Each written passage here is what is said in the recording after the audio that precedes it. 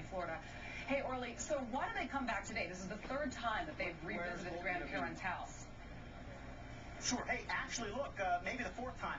About 5 or 6 minutes ago, Deb, right? Roughly 5 or 6 minutes ago, Commander Matt Irwin from the Sex Crime / Missing Persons Unit pulled up here by himself, drove himself here, pulled up into the driveway.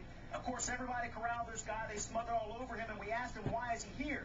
He said he was here as a social call to keep the lines of communication open between the family as well as detectives.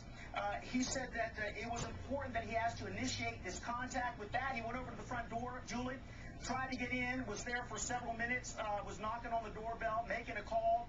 Cindy Anthony would not open that front door until the photographers, the media, backed off and gave those folks some room to breathe. Now, also, about an hour ago or so, a Sergeant John Anderson, who works for this Commander Matt Irwin, who is with the Missing Persons Unit, pulled up here as well, and we also surrounded that man and asked him a whole lot of questions. And here's what he had to say about who asked him to come visit this home today. Take a listen to this.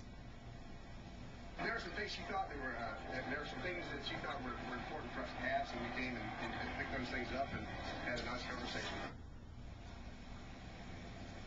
Okay, there you go. Now, that was Sergeant John out. And I can also tell you this much. Right now, Cindy Anthony is inside there with the Commander Irwin. They're having conversations. We do know also today, Julie, that the brother, Lee Anthony, was scheduled to have a meeting with his sister, Casey, inside the jail and annex building across the street. That did not happen. Lee Anthony told us today that he had some personal business and emergency situation that had arisen, and he wasn't able to make that meeting. Julie? Okay, so the family insists that someone took Kaylee, and they've been trying to put these pieces together. They say that she was kidnapped. What do officials have to say about that?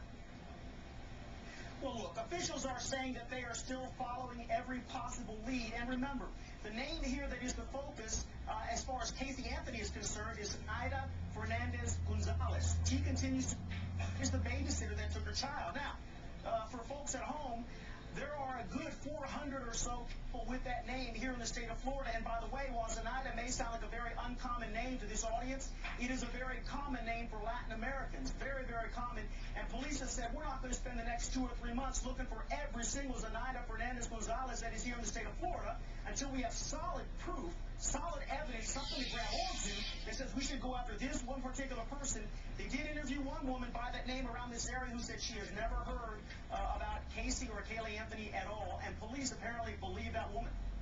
All right, Orlando Salinas, thank you very, very much.